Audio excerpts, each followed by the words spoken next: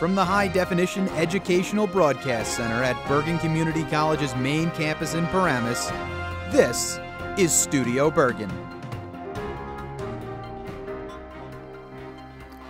Hi everyone, I'm Larry Levanka and welcome to Studio Bergen, your connection to the state's largest community college.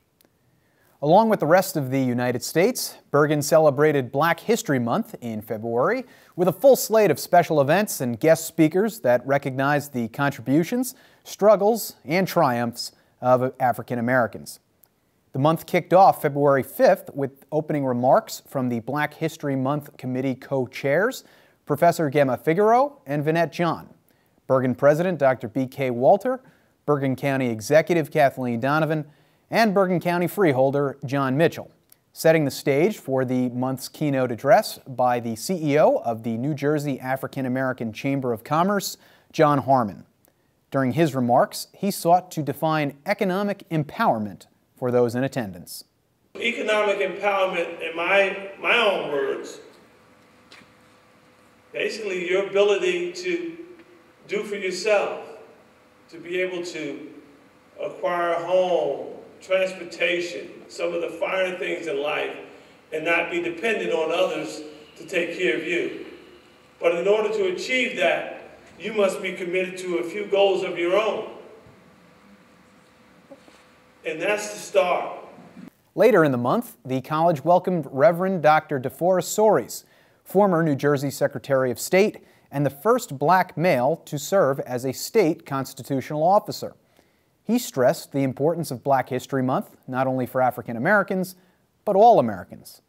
Whether we're African American, whether we are female, whether we are Asian, whether we are, whatever we are, every group has its own story, and when we celebrate one story, we celebrate all stories, and this month we say the African American story is not just for African Americans, but it inspires the next story, because we have people who need to be inspired, people who need to rise above the barriers placed in front of them, people who need to realize that if black people in America can make it from where we were to where we are, then anybody can do anything.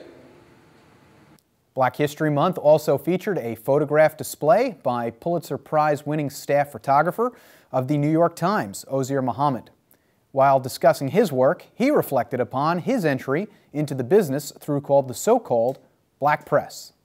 The job opportunities were mostly provided to African American journalists through the black press.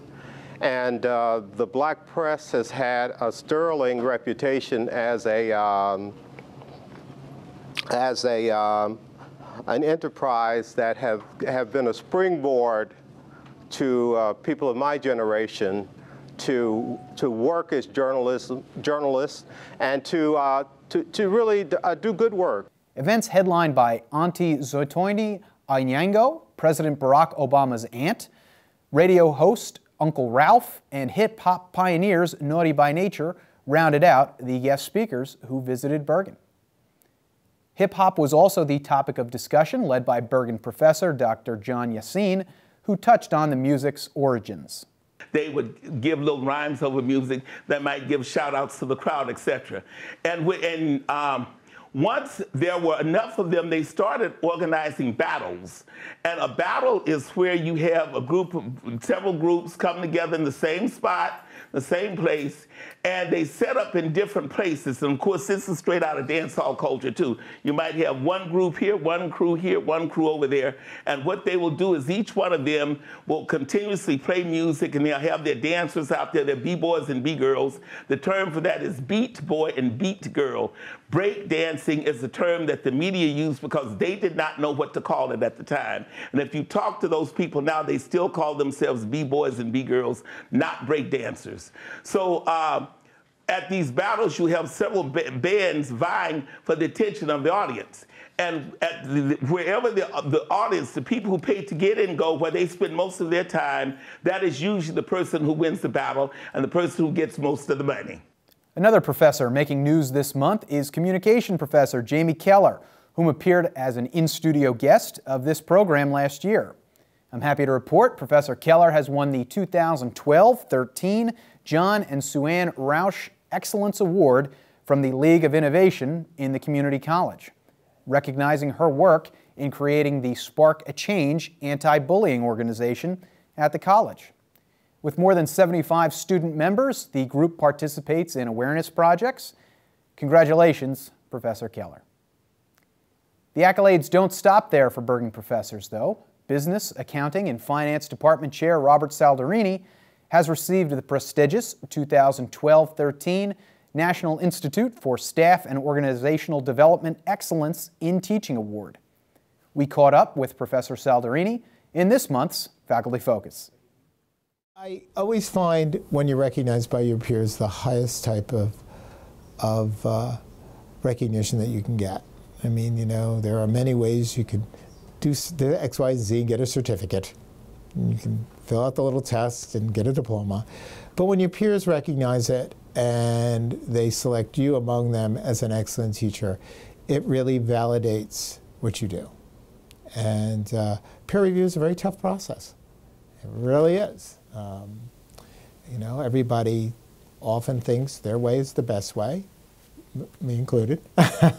So when you have to meet with a committee and you have to evaluate your own peers and select one, it's an extremely difficult process. So with the many other NISOD recipients of the past years, it's nice to be with my colleagues. It's nice to have that kind of recognition after 30 years of work, that my colleagues do have the faith and understand my contributions.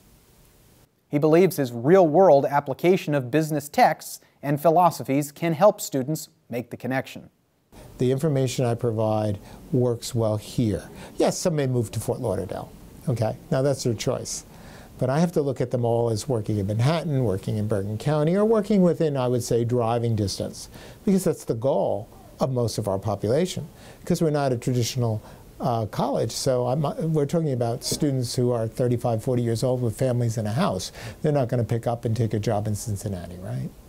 So that I work on. I think I do it well. Students come back to me and say, you know, I hated you when I had but when I got out there and I said, wow, he really is saying it the way it is. Many students have appreciated the approach after they graduate, move on to four-year schools, and ultimately the business community. My biggest contribution to my class is I have a sincere drive to make sure my students find good life beyond Promise Road. It's very easy to chalk and talk. You can be a very effective teacher and deliver in wonderful content everything that's in that textbook. But that doesn't necessarily prepare them for life. Textbooks are written for a national audience. They're written for people who are in Bergen County, but they're also written for the same level of student in Moose Breath, Montana.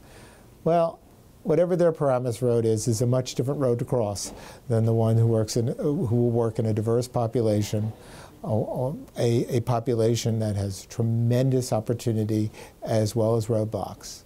After earning his MBA and starting at the college as a 24-year-old in 1980, Saldarini said much has changed in business and the roles of employees and managers. My example, which many of my students know, is that this one woman, Margaret, works in a medical lab, and she has a form that she has to process, and somebody writes this. She can't tell if it's a to or a z. And the process in 1957 on what she would have done to literally hunt down the person and then reprimand the person, even though he wasn't a subordinate, that on my watch you write your to like this. And then we bring Margaret up to 2013, put her in a cubicle, somebody hangs over a cubicle and says, let's go to lunch. I don't know if this is a to or a z. Oh, it's a z, come on. And thus, 1 out of every 6 Americans have terrible records because of Margaret. The business of academics has also changed and will continue to evolve. When I was in school, learning foreign language all went technical. We had learning corrals and headphones and and we pushed buttons and we had, "Cómo está, cómo está," and you kept saying it, you know, very, very Berlitz type of very Rosetta Stone, that this was the way.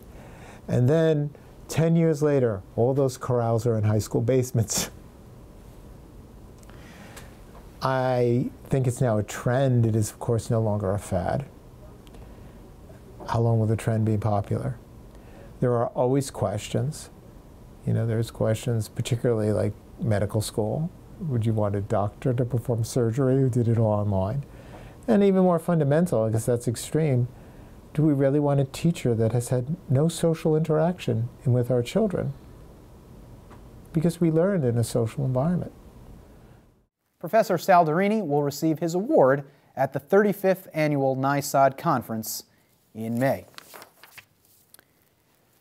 In other news this month, Dr. Joanne Mecca of Leonia has joined the college's Board of Trustees. For the past 18 years, she has worked in various capacities at New Jersey City University, including as an instructor and director of the Center for Teacher Preparation and Partnerships. Meanwhile, the college's record-setting social network has continued to expand this semester with the official Bergen Twitter account debuting on the 2-year anniversary of the Bergen Facebook page. The Twitter account, located at BergenCC on the microblogging site, generated nearly 400 followers in its first month of use. Followers are alerted of events on campus and breaking news from Bergen throughout the day. With the addition of the Twitter account, nearly 12,000 individuals follow the college's social networks, primarily through the Bergen Facebook page. Coming up after a short break, we'll take a look at the dental hygiene program's Give Kids a Smile Day and have Bergen's Director of Public Safety, Bill Corcoran, in studio. We'll be right back.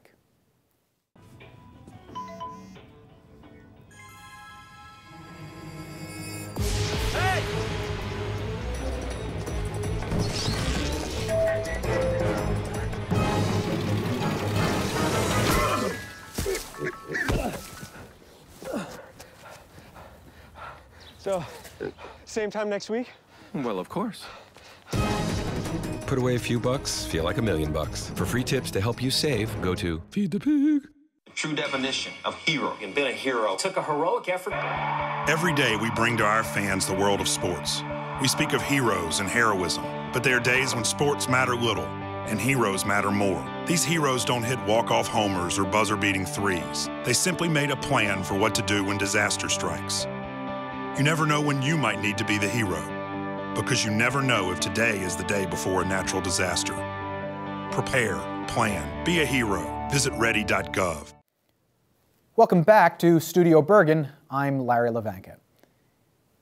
It's an annual event at the college that always manages to bring out the pearly whites of Bergen County's youngest residents, the dental hygiene program's Give Kids a Smile Day, which took place February 1st. The event, which offers free dental checkups to children administered by students in the college's dental hygiene program, once again featured a strong response from the community. Former educator and current Bergen County freeholder Dr. Joan Voss stopped by to award Dean Susan Barnard and dental hygiene program chair Debbie Cook a proclamation. She later expressed pride that Bergen graduates populate dental offices throughout the county. Every place I go, the dental hygienists have been trained here at Bergen Community College, and their employers all sing their praises. And I just think that this is a terrific program, and it's really important that children start going to see their dentist early because, as we all know, most diseases begin in the mouth, and so a healthy mouth makes a healthy body, and children should get into that routine as early as possible.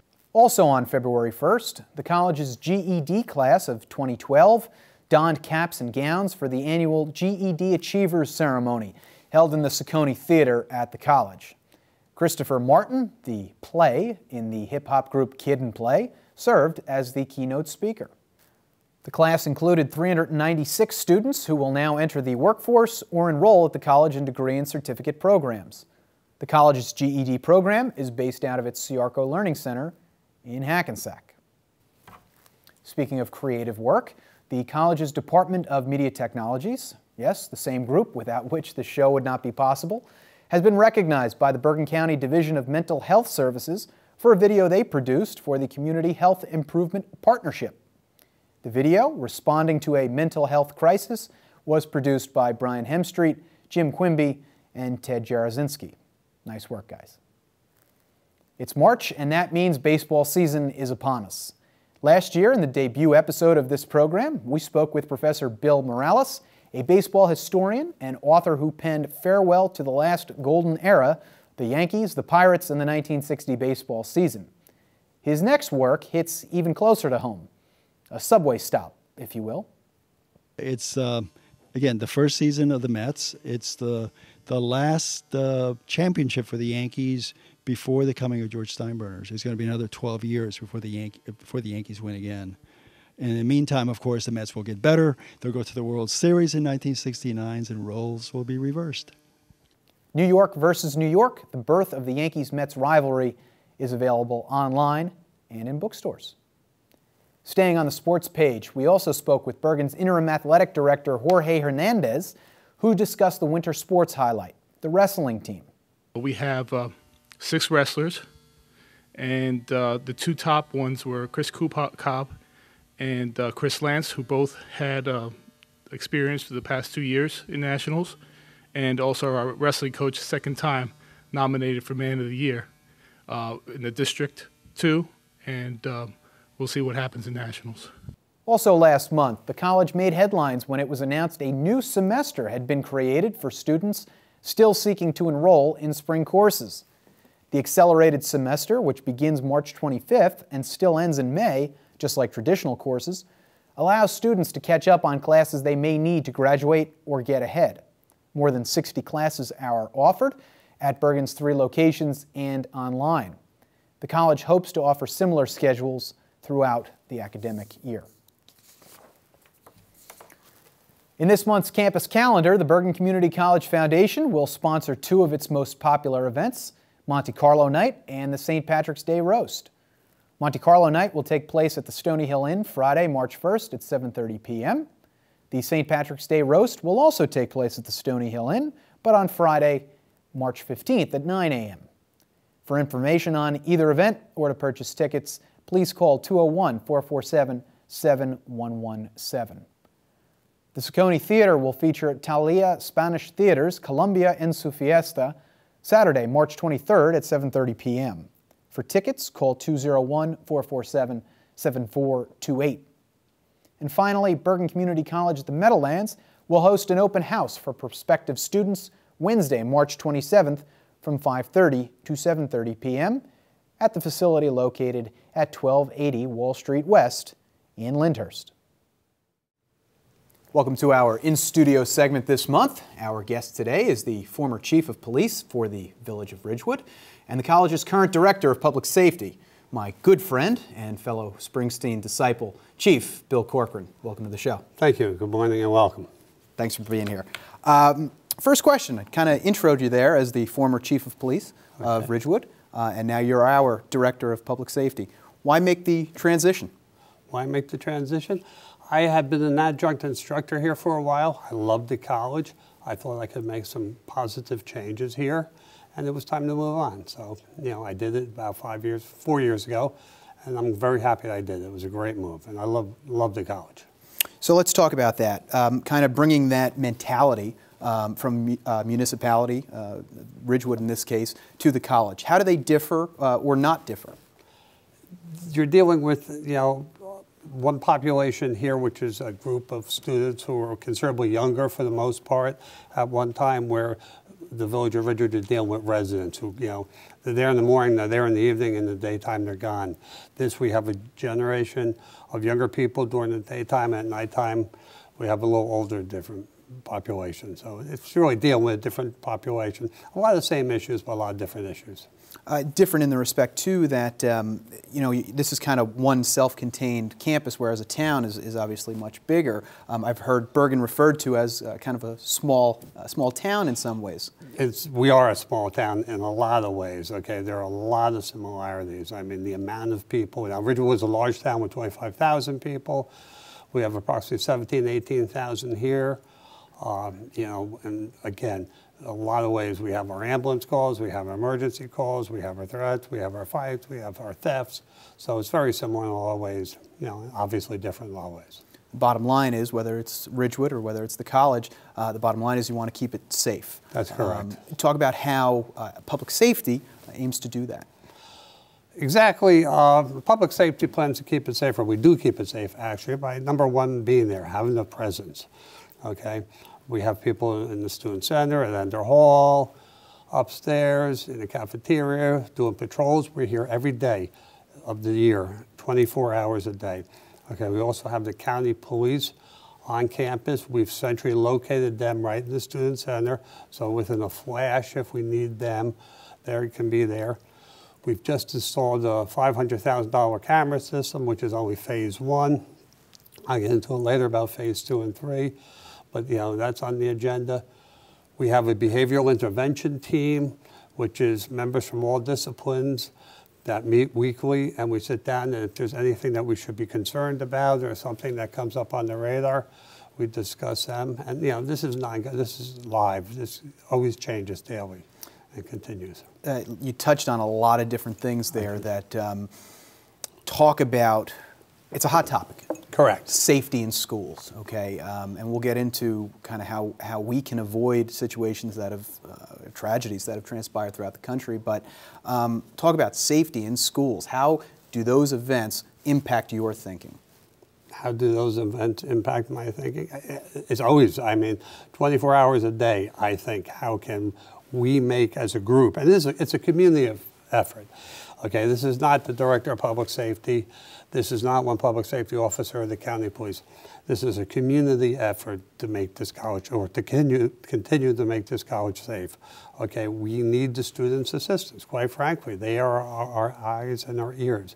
Okay, we work very closely with Dean Melendez and the student life, again, with the county police. It's, you know, it's a group effect. And we need that because, you know, it's constantly changing, and we're constantly thinking, how can we make this better and keep it affordable, quite frankly. So, you know, the wish list is out there, and we're working on that. But we're constantly, you know, finding ways. And unfortunately, as every time a tragedy happens, it brings it to the spotlight, and then you're saying, well, can we do this a little better? Can we do that a little better? And quite frankly, since the tragedy, we have looked at certain areas that we're changing, you know, because of that, which I'm not going to get into, but just, you know, just safety areas. Touching on that, and I don't expect you to reveal our security plans or anything like that, but something like a Sandy Hook or Virginia Tech, I mean, can these be avoided, or it's just something that you need to prepare for and kind of hope against hope? Yeah, you need to, I mean, avoid it, you know, who knows? I mean, you got to do your best to be prepared for this, and quite frankly, you have to be able to respond, because the key factor in here is, in a tragedy like that, you know, the shooter actually wants to cause the most casualties, you know, possible. Mm-hmm. And you know, the theory is, I mean, especially with the county police on campus, is, I mean, you know, in 20 seconds, 30 seconds, they can be on that call. And every police officer in this county is trained to go after an active shooter. Okay, so the old days, the old thinking, the old planning has changed dramatically. Now it's to go after the shooter and take out the shooter. So, you know, I mean, yeah, every time a new tragedy happens, there's lessons learned from it. But to say, can it be stopped totally? I don't know. I mean, we just, you know, it's an information sharing. And we just, you know, I mean, somebody out there, if they ever know information about anything, that needs to be given out. And that's not true only here. That's true at the Paramus Park or the Garden State Plaza or anything, or anywhere else. I mean, it's just, you know, information sharing. You've mentioned it a few times, the fact that we do have the Bergen County Police on campus, which they do carry weapons. That's a big topic, again, in schools right now. What is kind of the advantage of having trained police officers here on campus 24/7?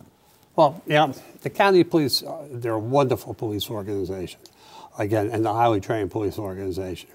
And the main advantage now, public safety handles anything non-criminal. Mm-hmm.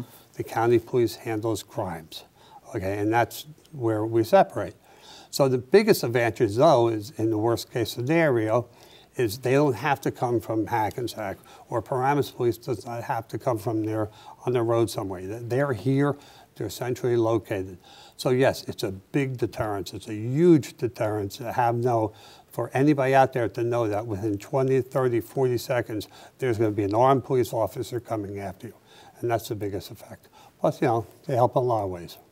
We've talked a lot so far about kind of a proactive approach, that you don't want to be reactionary to a lot of these things. You want to be able to prepare. Talk about what you do with public safety, about how you try and get the word out there about being vigilant, being safe, and taking care of yourself when you're on campus. We do that, you know, and right now we're meeting, there's a whole bunch of areas of people we have to contact. Okay, the faculty, the staff, academia, the students. So we run a bunch of programs. We have a crime prevention day coming up. And what do we do during the crime prevention day? You know, basically we're going to talk about our crime, our numbers. I think we had about 74 thefts last year, 12 of them in the library. You know, go through different scenarios like that. We also want to talk about our, you know, what our plans are, or our, not plans, but what we propose for if the case of a worst case scenario. And basically that's run, hide, fight. Okay, it's as simple as that. Run, hide, fight. So if there's ever the case that something is going really bad, run, get out. Okay, totally run. If you can't run, hide. That means lockdown. We have all the doors locked. You can secure the doors, you can secure the classrooms, and then, you know, hunker down in there. And then the worst case scenario is fight. So, you know, run, hide, fight.